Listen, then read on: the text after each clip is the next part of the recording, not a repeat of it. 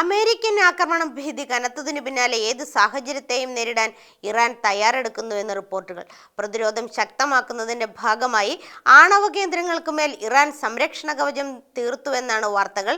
Satellite ചിത്രങ്ങളാണ് ഇത് സംബന്ധിച്ച് അടയാളങ്ങൾ ഉള്ളത്. പശ്ചിമേഷ്യയിൽ സംഘർഷ സാധ്യത വർദ്ധിക്കുന്ന സാഹചര്യത്തിൽ അമേരിക്കയുടെ ഭാഗത്തു നിന്നുമുണ്ടാകുന്ന ഏതൊരു നീക്കത്തെയും തടയുന്നതിനുള്ള സംവിധാനങ്ങൾ ഇറാൻ ഒരുക്കുന്നതായി റിപ്പോർട്ട്. അമേരിക്കയുടെ പ്രധാന ലക്ഷ്യമായ ആണവ കേന്ദ്രങ്ങൾക്കുമേൽ ഇറാൻ സംരക്ഷണ കവചം തീർത്തുവെന്നാണ് പുറത്തുവരുന്ന വാർത്തകൾ. സാറ്റലൈറ്റ് ചിത്രങ്ങളിലാണ് ഇത് സംബന്ധിച്ച അടയാളങ്ങൾ ഉള്ളത്.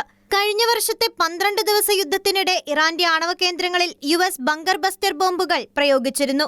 സമാനമായ എന്തെങ്കിലും ആക്രമണം ഉണ്ടായാൽ ചെറുക്കാനും ആഘാതം കുറയ്ക്കാനും ലക്ഷ്യമിട്ടുള്ളതാണ് നിലവിലെ നിർമ്മിതിയെന്നാണ് വിലയിരുത്തൽ.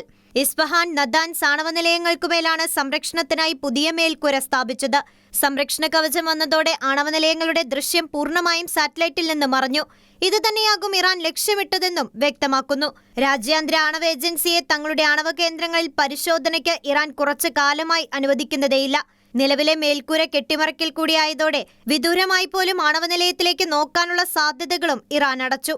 ഇറാൻ US-ഉമായി കരാറിലെത്തേണ്ടി വരുമെന്നും അല്ലാത്ത പക്ഷം ആക്രമിക്കുമെന്നുമുള്ള ഭീഷണി അമേരിക്കൻ പ്രസിഡന്റ് ഡൊണാൾഡ് ട്രംപ് തുടരുകയാണ്.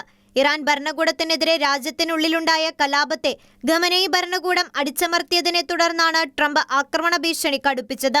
അമേരിക്കൻ വ്യോമവാഹിനി കപ്പലായ USS എബ്രഹാം ലിങ്കണും മിസൈൽ വേദ കപ്പലുകളും മധ്യപൂർവ്വ പ്രദേശത്തേക്ക് US എത്തിച്ചിട്ടുമുണ്ട്.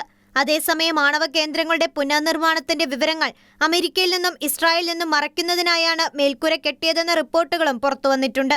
Tehran 220 kilometre തെക്കായുള്ള Natanz, Isfahan, ഫോർഡോ എന്നീ 3 കേന്ദ്രങ്ങളിലായാണ് ഇറാൻ ജൂണിന് മുൻപ് യുറേനിയം സമ്പുഷ്ടീകരണം നടത്തിവന്നിരുന്നത്.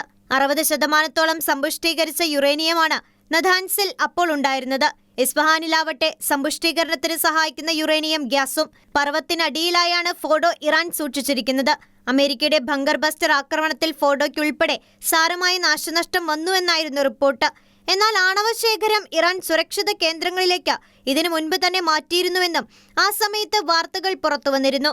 ഇറാൻ പുതിയ ആണവ കേന്ദ്രം നിർമ്മിച്ചുവെന്നും അവിടെ പരീക്ഷണ ഗവേഷണങ്ങൾ നടക്കുന്നുവെന്നും ഇസ്രായേൽ സൈന്യം ആരോപിച്ചിരുന്നു.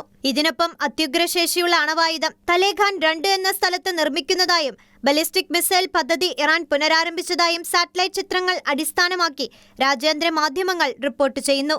ഇന്റർനാഷണൽ ഡെസ്ക്, ഷെക്കേന ന്യൂസ്.